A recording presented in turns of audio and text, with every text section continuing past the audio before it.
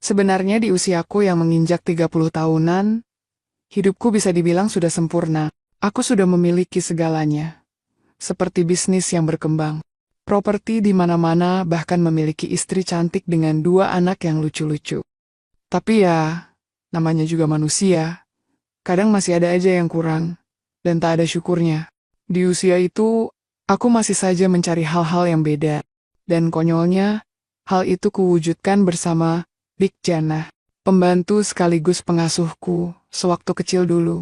Sebelumnya sebut saja, namaku Miko. Aku anak tunggal dari keluarga yang serba ada.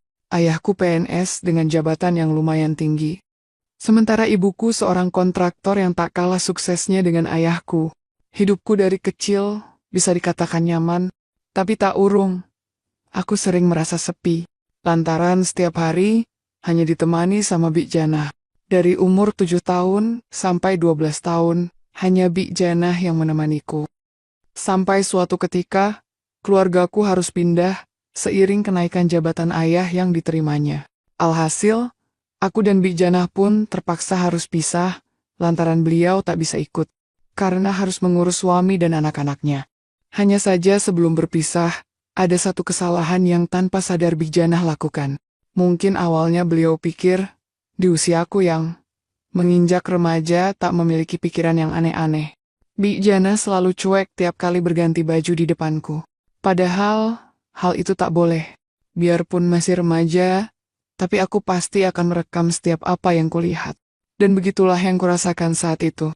Aku merekam setiap tingkah lakunya. Bahkan tersimpan di memori pikiranku.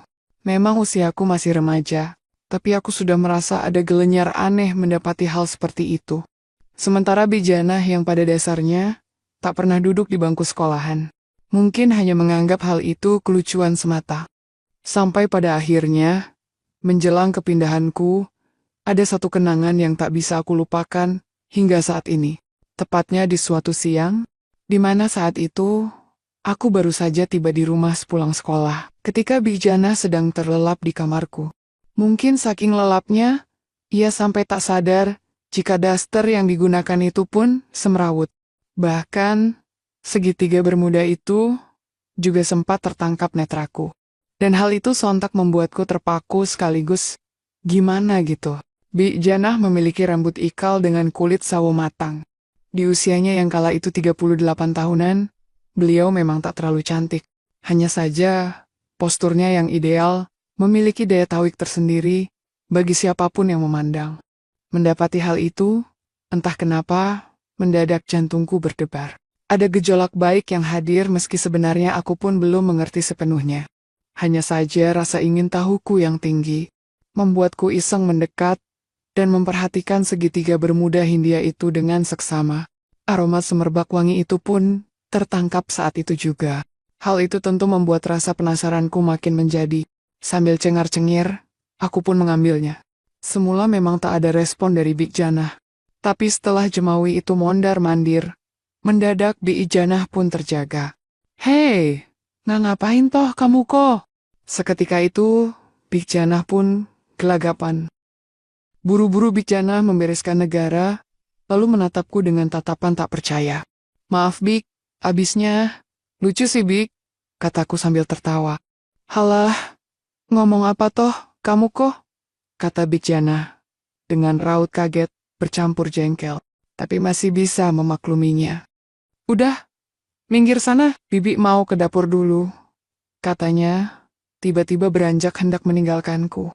Aku yang pada dasarnya usil pun justru menghadangnya. "Loh, tunggu dulu toh Bik. Apa toh kok? Bibik lagi banyak kerjaan kok," katanya tak menghiraukanku yang tertawa dengan raut jengkelnya itu. Yah, kira-kira itulah ingatanku tentang Bik Janah yang masih terbayang hingga aku berkeluarga. Momen jenaka itu terus tersimpan dan hampir tak bisa kulupakan. Tapi rupanya 20 tahun berlalu, tak disangka dan tak dinyana kami pun bertemu lagi. Tepatnya ketika aku dan istri hendak membeli kembali rumah lama yang dulu pernah kutempati. Aku dan istriku sengaja memilih rumah itu lantaran banyak kenangan di sana. Selain itu kami juga menginginkan suasana yang damai daripada di kota. Kebetulan kondisi rumah itu masih terawat, Lantaran pemilik rumah sebelumnya rajin bersih-bersih, sehingga kami bisa langsung menempatinya.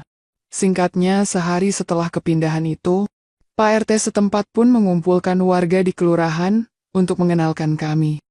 Dan di saat itulah, di antara warga yang berkumpul secara tak sengaja, mataku menangkap sosok Big Janah itu. Beliau tak banyak berubah. Hanya saja saat itu beliau nampak menggunakan kacamata, yang mungkin karena faktor usia. Saat itu pun buru-buru aku menghampirinya. "Ini beneran Big Janah kan?" kataku saat kami berhadapan. Nampak beliau sedikit bingung, atau mungkin sudah lupa. "Maaf, masnya ini siapa ya?" "Aku Miko, Bi. Bibi ingat kan?" Sejenak, Big Janah membuka kacamatanya. Ia memperhatikanku dengan seksama. Sampai akhirnya, "Walah, ini beneran ini kamu toh, Le?" Aku pun mengangguk. "Hehe, iya Bi, ini aku, Miko." "Wah, lama nggak ketemu. Sekarang kamu berubah ya, Le, makin ganteng," kata Big Janah, membuatku malu-malu. Sementara istri dan anakku pun ikut tersenyum, meski mereka belum tahu. Setelahnya, aku dan istriku pun ngobrol bersama. Dari obrolan itu pun, kami juga sempat menawarkan beliau untuk bekerja di rumah. Alasannya untuk menjaga anak, karena memang belum ada pembantu di rumah kami. "Walah, apa nggak malah ngerepotin toh kok? Bibi kan sudah nggak kayak dulu." "Nggak kok, Bik. Justru kami memang butuh pembantu di rumah," kataku meyakinkannya. Nampak beliau ragu-ragu. "Duh, gimana ya? Bibi pikir-pikir dulu ya kok. Biar Bibi tanya sama anak-anak dulu." "Ya, santai aja Bi. Nanti kalau memang setuju, langsung ke rumah ya." Bi Janah pun mengangguk, dan kami pun berpisah setelah anakku minta pulang. Singkatnya, 2 hari kemudian, Big Janah pun datang ke rumahku. Ia setuju dan lusanya, beliau sudah mulai kerja di rumah dari pagi hingga sore. Waktu pun berlalu, dan tak terasa, 2 bulan sudah Big Janah kerja di rumahku. Semuanya lancar, tanpa kendala. Hanya saja di sisi lain, ingatan-ingatan iseng masa remaja itu pun kembali hadir lagi. Ingatan itu pun sering mengganggu, terutama menjelang tidur di malam hari. Seperti malam itu, aku yang tengah rebahan di samping Siska istriku, justru terbayang pembantuku itu. Selama 20 tahun pisah, agaknya tak ada yang berubah dengan beliau. Bik Janah masih seperti dulu, bahkan bisa dibilang makin seger sejak kami kembali bertemu. Sejenak aku menoleh ke arah Siska istriku. Ia memang cantik, tapi anehnya belakangan hanya bayangan Big Janah yang berputar-putar di benakku. Sampai suatu hari, tepatnya di bulan September, istri dan anak-anakku pergi ikut mertua keluar kota. Rencananya, mereka akan menghadiri wisuda kerabat mertua. Dan aku terpaksa tak bisa ikut, lantaran harus menyelesaikan meeting di kantor. Saat itu kupikir, itu adalah kesempatan yang baik untuk lebih dekat lagi dengan pembantuku itu. Dan entah kebetulan atau apa, sorenya sepulang dari kantor, mendadak hujan turun dengan derasnya. Suara guntur dan petir tak berhenti, sampai satu kelurahan mati lampu. Beruntung di rumah ada genset, sehingga masih ada penerangan untuk sementara. "Wah, deras banget hujannya ya kok," kata Big Janah saat kami duduk berdua di ruang depan, menunggu hujan reda. "Iya Bi, apa Miko antar pulang aja? Pakai mobil?" "Nggak usah kok, di rumah pasti gelap juga kan." "Oh ya udah, mending di sini aja Bi, ada gensetnya." Akhirnya obrolan itu pun berlanjut dari hal-hal sederhana, hingga mengenang masa remajaku dulu. Beliau yang saat itu kebetulan menggunakan daster tanpa lengan, sedikit membuat pikiranku tak tenang. Sambil ngobrol sesekali ku perhatikan lagi Big Janah diam-diam. "Hujan-hujan gini kok malah bikin mumet aja kamu Big," gumamku dalam hati. Sementara Big Janah yang ada di sampingku terus saja mengoceh. Tak peduli gejolak baik yang makin menjadi-jadi saat itu. "Bi, maaf nih ya, Bibi inget nggak soal Miko yang pernah nginsip Bibi pas lagi tidur siang dulu?" Kataku berusaha membawa obrolan itu lebih jauh. Beliau lantas terdiam sejenak, nampak sedang mengingat kembali kenangan itu. "Oh, iya ingat." "Oh Allah, itu kamu masih kecil. Nggak ngerti apa-apa kok," jawabnya dengan raut wajah yang sedikit berubah. Tapi, sampai sekarang Miko masih ingat loh, Bik. Sahutku berusaha tersenyum. Alah kamu ini. Lagian kenapa inget-inget toh? Sahutnya dengan raut yang mulai tak nyaman. Bahkan selanjutnya ia lebih banyak diam. Mendadak kami sama-sama canggung. Sampai sedetik kemudian, ya udah kalau gitu. Bibi tak istirahat dulu yo. Sudah malam soalnya. Katanya, yang kemudian beranjak meninggalkanku dengan pikiran yang berkecamuk. Di tengah kegalauan itu, kira-kira semenit kemudian mendadak genset di rumahku padam lantaran kehabisan bahan bakar. Semua gelap gulita dan tak ada penerangan. Dan bersamaan dengan itu, Miko, kamu di mana le? Terdengar teriakan dari dalam kamar. Iya Bi, tunggu. Miko ambil lilin dulu, kataku sambil melangkah ke belakang. Dan saat aku membawa lilin yang sudah menyala ke kamar Bik Jana, aku justru dibuat terkesima lantaran beliau sudah berganti pakaian yang lebih dakdikduk dari sebelumnya. Mungkin menurutnya, hal itu biasa saja. Tapi lain halnya denganku, yang menganggap itu luar biasa. Tak urung makin mumet pula pikiranku dibuatnya. Nampak ia duduk di tepi defense, menungguku dengan raut lega. Dan hal itu membuat gejolak dalam diriku makin tak karuan saja. Makasih loh kok, untung ada kamu. Iya Bi, sama-sama. Om, Bik.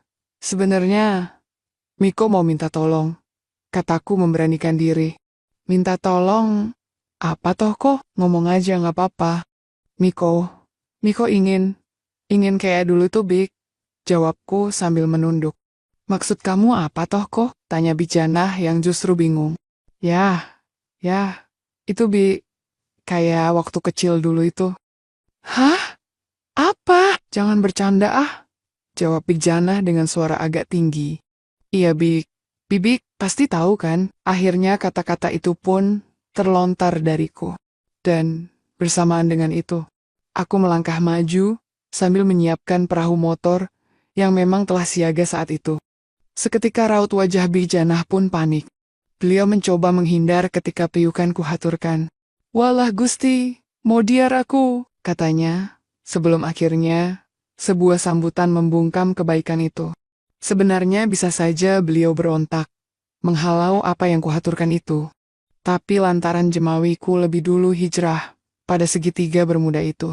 Akhirnya tak ada jalan lain selain pasrah mengikuti kebaikan itu.